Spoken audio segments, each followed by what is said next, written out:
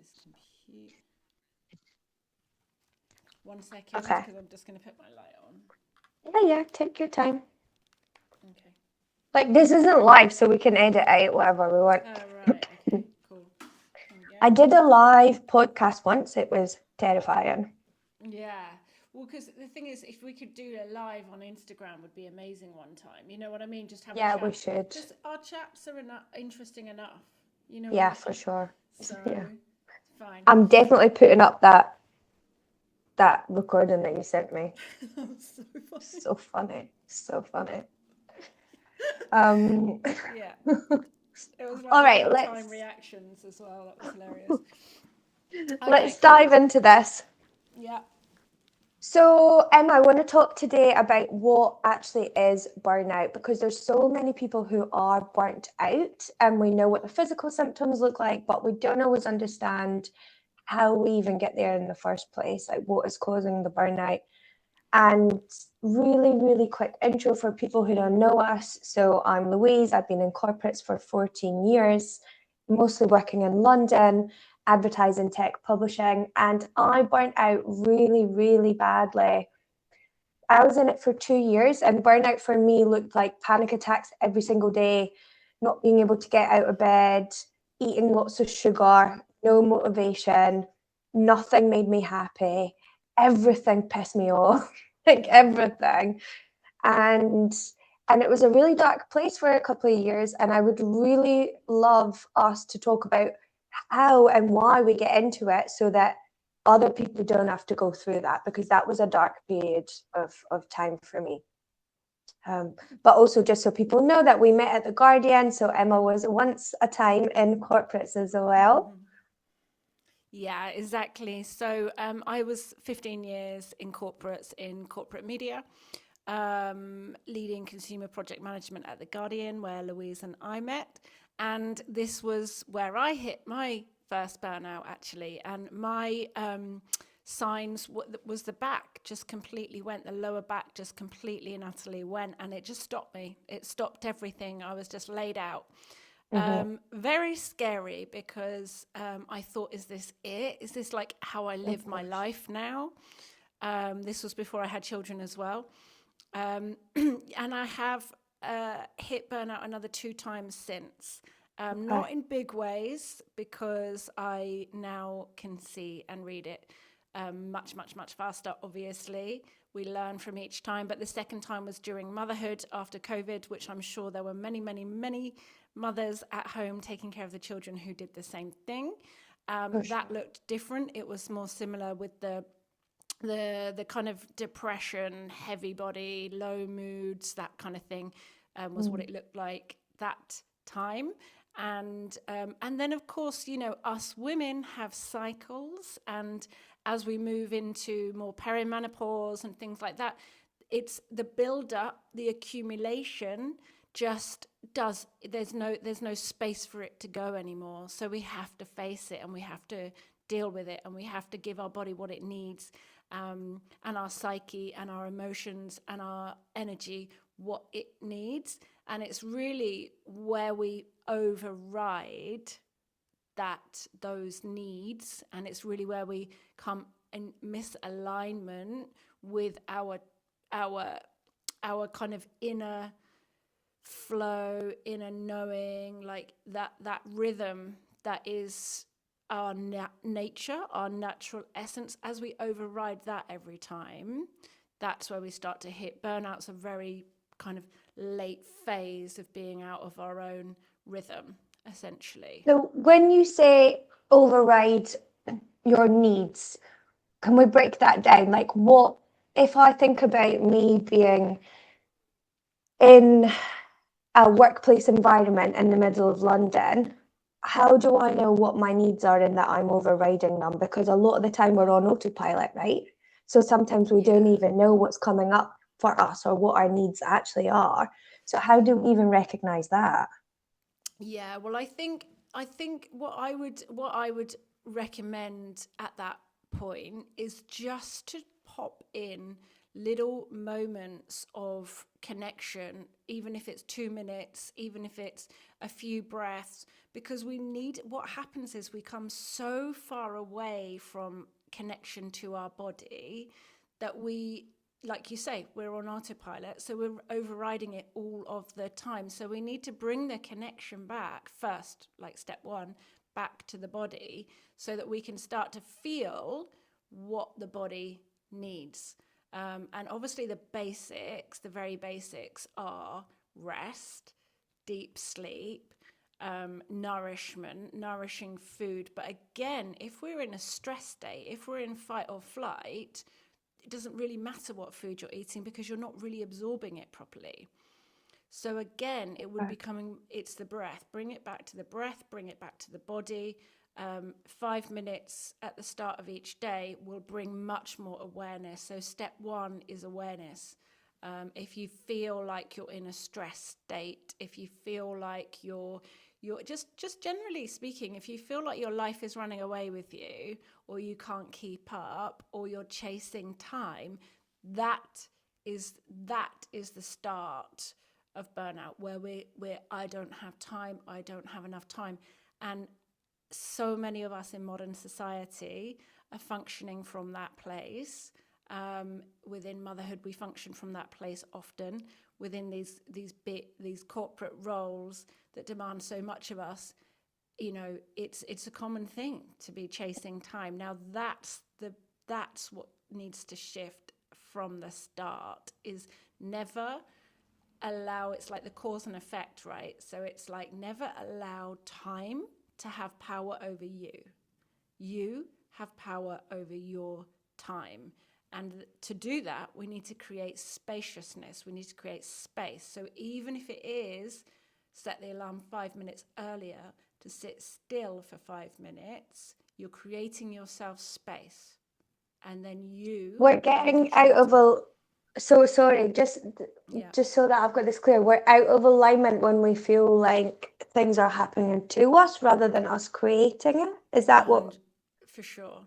Okay. For sure. Yeah.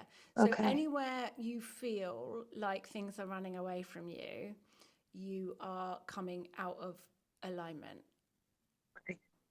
Yeah. So when everything feels like it's getting on top of you and you can't really like get your head above water. I know a lot of people say that to me, like they feel like they're constantly just trying to get their head above water because they feel like they're drowning with everything going on top of them. That's when we feel like, okay, this is slipping away from us. Maybe we need to try and pull something back so that we start creating our life again rather than let it happen to us. Yeah, exactly. And like I say, step one is the pause. Step one is the moment of stillness. And it's really interesting because it came up in a group session recently, where what we have not been taught is that rest, stillness is not doing nothing. It's there's like a reorganization, a reordering that happens. So much happens in the rest time, and yet we are so fundamentally programmed to believe that we need to stay in the doing, but it's really not the case. And things can like order themselves in a flow and in an alignment when we take that pause, when we take that rest as much as we can within our day. And this doesn't mean like, flop on the sofa for hours and hours watching. It's not that. It's like it's structured, it's measured, it's little rest pauses to create that reordering and to create that spaciousness where stuff is still happening, because we have so much guilt about stopping. Yeah, we do. Yeah, especially women, I would say. When we spoke about this before, there's a couple of things here that I wrote down from our conversation, and I think it might be interesting to dig into this stuff. So the thing that leads up to the misalignment, that leads up to the burnout, I know you mentioned before it could be like social conditioning, what's actually underneath it, formulated programs and beliefs from childhood, like this type of stuff that's actually built into our subconscious Mm-hmm. could be running at the same time as us thinking that we have got everything under control, but then that's pushing us more into the burnout as well, right? Yeah, exactly. So the subconscious is enormous and carries everything and carries all of our undercurrents and it carries all of our patterns. Um, and it's that piece where if we've got 10,000 choices a day, how many of them are we actually aware of? And so therefore, the parts we're not aware of, what is running that? Where is it running from? And so that's why, like, a huge amount of the work that I do is about the root cause that sits in the subconscious that creates the cycle or the pattern that we're existing in. So, Mm. survival mode, we can do a lot of work on the surface, yoga. Breath work does tap into the subconscious, but we can do all of those things on the surface, but they are band-aiding. Right. And don't get me wrong, like they are incredibly powerful and incredibly beautiful and incredibly helpful. But what we actually really need to do is really get down to the root cause Mhm. of why we adopted that kind of fear pattern of survival. And when we really understand that, then we get to understand how to not like drive from the place of fear, which leads us to override ourselves all of the time. It's a different flow. It's a different like vibration of energy coming through us. And And so how do yeah, we do that?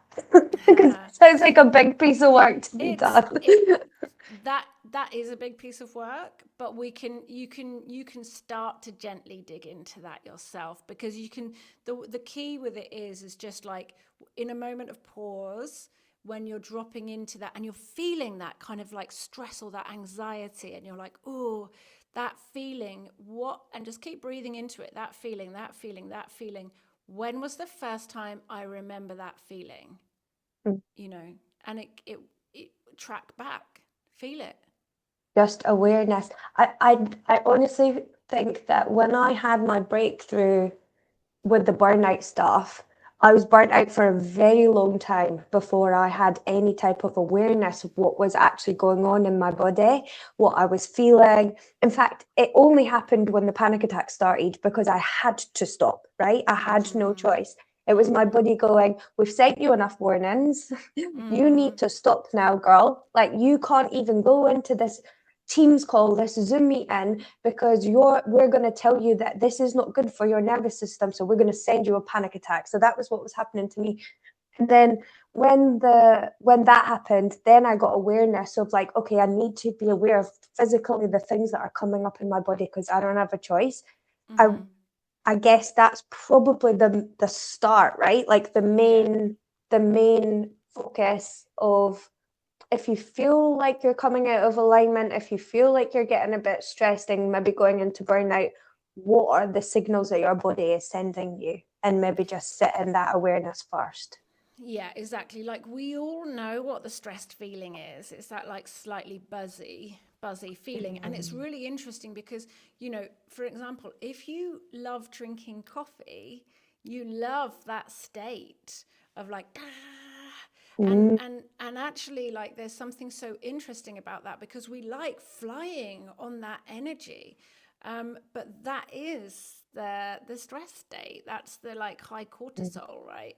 So we have to be we know it. We know it. It's short breath. It's not breathing all the way down into our body. Yeah.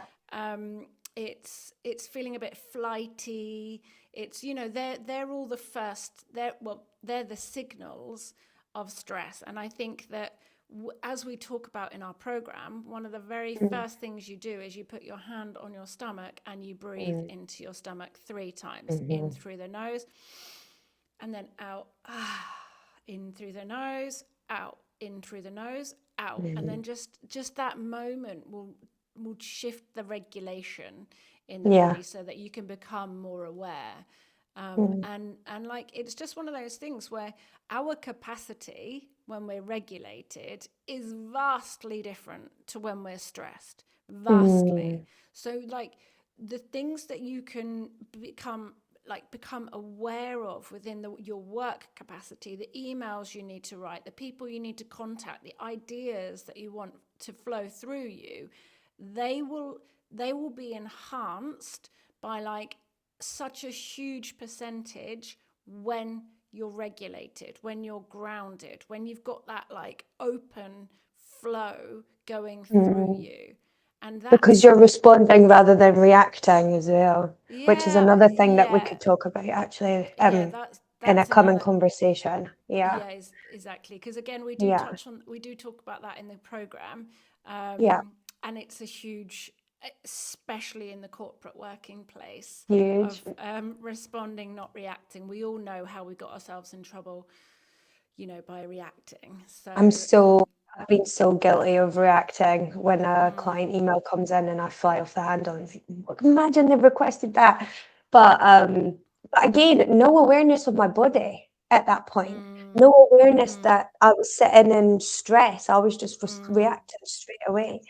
So yeah, yeah, the body is a big one. It's a huge one, building that yeah. awareness. Yeah, Yeah, for sure. and like we always talk about, it's the physical body, it's the mind, the psyche, the Mhm. emotional body, the energetic body, and so we're always looking at that 360 approach, because that's what's so important. If you really want to change your life, you have to hit all levels of who you are, Mhm. to really shift things.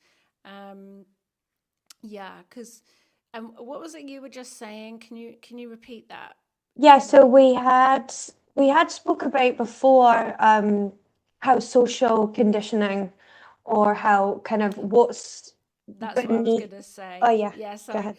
I didn't want to lose that then. So Mhm. it's like it's not personal. So this is the emotional work, like with deep suppressed emotions, right? So if someone fires off an email and it like Mhm. you feel like it's an attack on you, right? Mhm. That's something for you to look at within yourself about Yeah, where you might have a past story or a past emotion yeah. trapped, and then you allow something to just be someone else's reaction, but it doesn't mean anything Mhm. about you. So Mhm. again, there's like that layer, that's the emotional layer of like, Yeah, where am I in this? Like taking things it's very it's personally. it's not personal. And then again, that Mm. shifts because we start to clear out, we start to see, we start to come in with a different perspective, and that Mhm. enhances our abilities, and performance within the workplace as well. Yeah. This is a huge one because when you're in it, and I know that I've been like knee deep in having to do budgets and schedules, and I've got like 12 clients chasing me for something, and like the designers saying like where's the feedback and all that, like as a project manager within advertising. And so when you're in that and something comes in and you've got like a million tasks, it's so hard to not take something personally because you're so tight, right? You're like so tightly Yeah, strung in the I've got all this stuff to do, and oh my god, they put something else on my plate, and it can be really hard to pull yourself out of it and go, this is work, and work's going to get done when work's going to get done because you've got deadlines and you've got pressure. yeah. So that part is difficult, I think. And what's rooted beneath all of that? Like a worthiness thing. Exactly. I'm not good enough. Right, right. I'm not good enough. So we're trying to prove ourselves all the time. I'll do more. I take on Mhm. more. I do more. I haven't got enough. I'm sinking. I'm drowning. I've got to do more. I'm not good enough is rooted beneath it all. And so again, the root is to shift that, to understand that part of you. Why? Why don't you feel good enough? Tracking back to the first time again to find the root.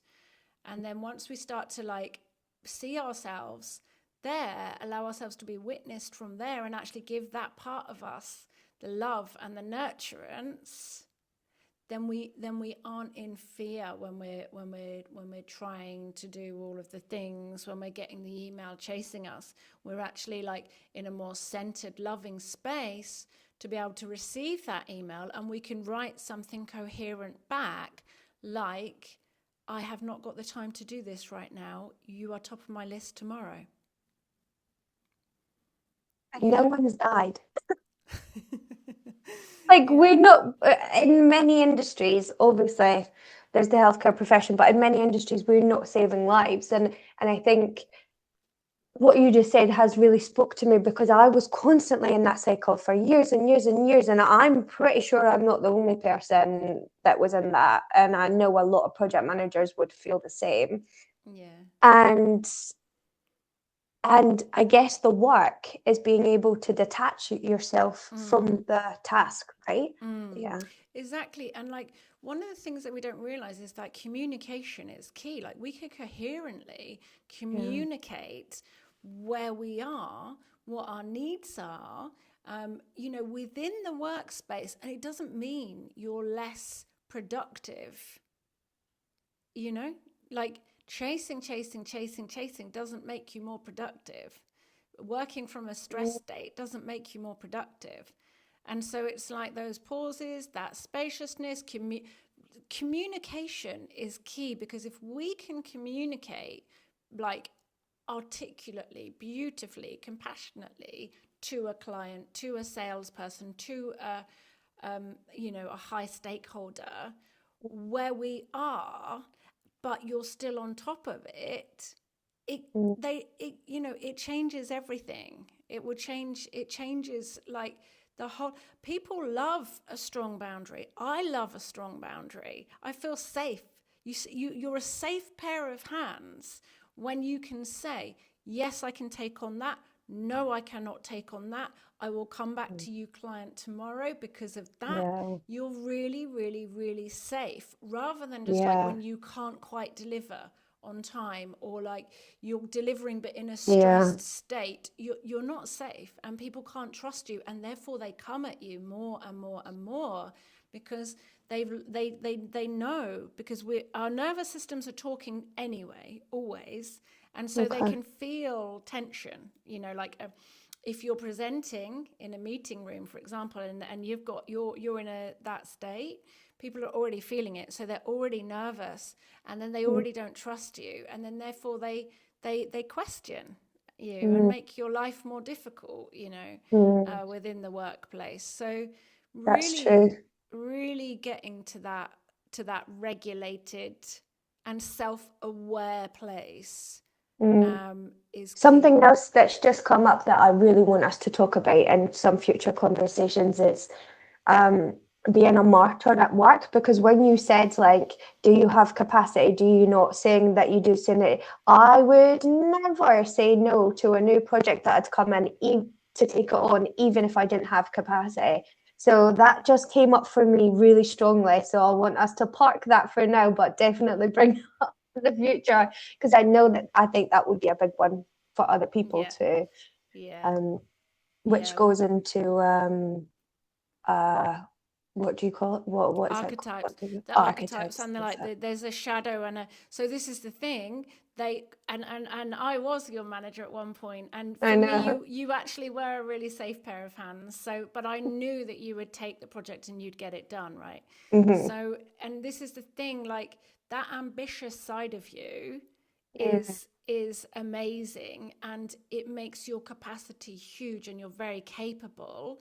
And then what it is that it just, where it slips into your own self-neglect, is where it's important to find the burnout. that balance. Okay, one for next week. And then I guess there's other things like programs that we kind of were taught as kids, things that we were taught that was right, that was wrong, and then there's all this self-projected programs and informations that kind of get stuck in our subconscious. I guess all of that has a massive impact on if we burn out or not, right? Yeah, exactly. I mean, so there's a few things in there. So there's the projected part. So we talk about this in the program. There's the inner critic, There's the, which we all have on some level, and part of it drives us in a good way. And so it's about where we stay in balance, how we keep that healthy and not unhealthy, and how we become aware of it without without like, again, perspective, like, there's my inner critic trying to keep me safe, but actually criticizing me right now, to do more. I'm not good enough, that story. So there's that aspect. And then there's the conditioning, which is just like how modern society functions, and this always on element. So, and again, that for this piece, that comes back to boundaries. So when you leave the office, so once I got my stuff in order, when I was working at the Guardian, I would never respond or even look at my work email once I left the office. Which feels like a huge thing to say now, because we're so on all the time through Slack and WhatsApp and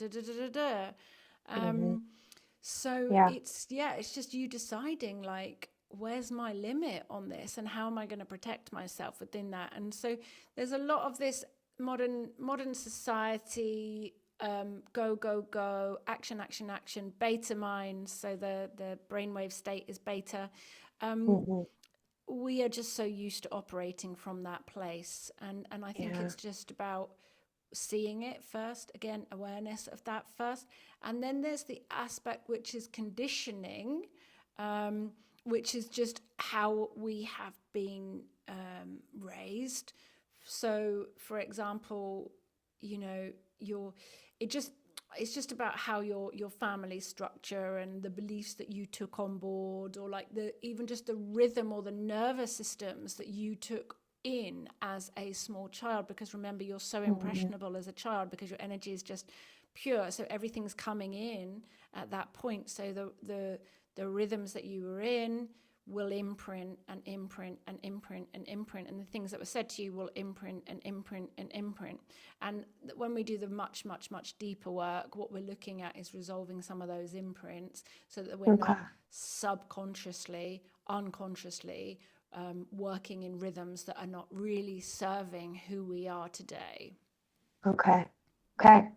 So we've covered a lot in a very short space of time, but I think it's been a good intro to kind of how we even get into burnout in the first place. We've got a lot more to talk about and a lot of deep conversations to come, I think, which I'm really excited about.